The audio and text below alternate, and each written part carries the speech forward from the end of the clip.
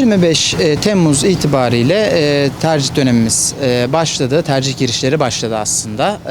Adaylar da doğal olarak tercih girişlerini yapıyorlar. Bununla birlikte 2 Ağustos'ta da tercih süreci sonlanacak. Eğer bir ÖSYM ekstra bir uzatmasına gitmezse bununla ilgili beklentimiz uzamaması yönünde. Eskiden aslında önerdiğimiz şey şuydu.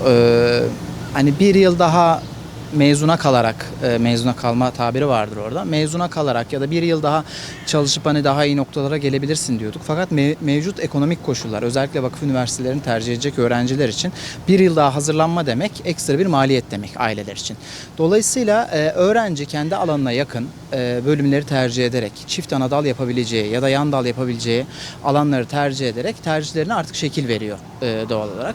Buna ek olarak dikkat etmemiz gereken temel unsurlar da kendi sıralamamızın biraz altında başlayıp, yani atıyorum 100 binlik bir öğrenci için bunu söyleyebilirim. Çünkü belli bu sene özellikle belli noktalarda bir ÖSYM'nin kontenjan azaltımı oldu. Dolayısıyla burada hani biraz daha yukarıdan başlayıp, yani işte belki 50 bin 60 binden başlayıp sıralama biraz daha geriye çekip işte 180-200 binlere kadar sarkıtarak daha garanti bir tercih listesi oluşturmak gerekiyor. 24 tercih hakkımız var. Tabii ki bunun hepsini kullanmak zorunda değil adaylar, ama ne kadar fazla bölüm yazarlarsa o kadar da bir yere yerleşme ihtimallerini arttırmış olacaklar. Dolayısıyla burada dikkat etmemiz gereken en önemli unsurlardan birisi bu. Bir diğeri adayların mutlaka tercih edecekleri üniversitelere, bölümleri gidip yerlerinde görmeleri.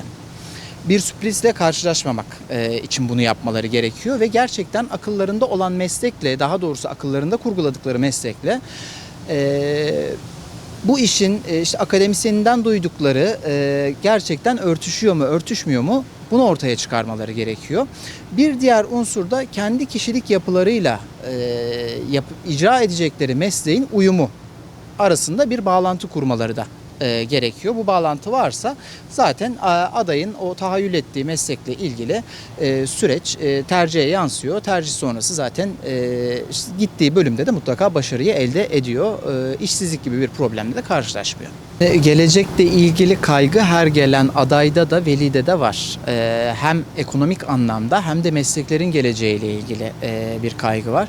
Dolayısıyla daha çok az harcama yapacakları bir öğrencilik hayatı kurguları var ve mezun olur olmaz da hani en azından kısa sürede iş bulma hayaliyle bizlere genelde sorular geliyor.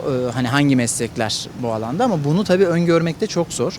Dolayısıyla hep şunu söylüyoruz: ilgi alanınızın olduğu alanlar sizlerin başarılı olacağınız alanlar. Çünkü orada mesleki alternatifleri de kendinizce yaratıyorsunuz, oluşturuyorsunuz. İşte yurt içi imkanlarını vesairelerini araştırdıklarında zaten eğer bölümü de seviyorlarsa ve severek gittilerse bu çok önemli. Bu başarıyı da beraberinde getiriyor zaten. Tabii ki veliler de böyle aslında bir şeyle, olumsuz bir düşünceyle tavsiyelerde bulunmuyorlar. Daha iyisini hayal ettikleri için, ama genelde de şöyle oluyor: bir çatışma üzerinden gidiyor mesele. Bize gelenler öyle en azından. Veli başka bir şey istiyor, çocuk başka bir şey istiyor, aday.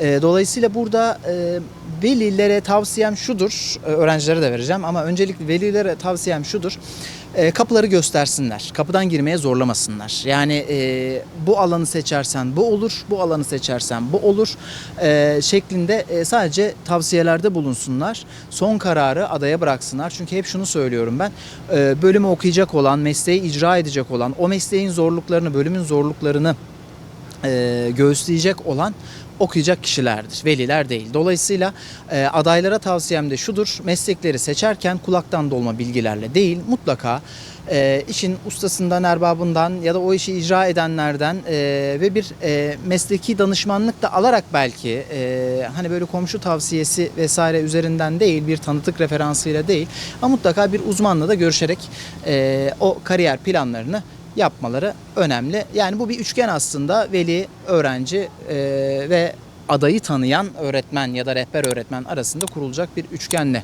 en sağlıklı karar verilecektir.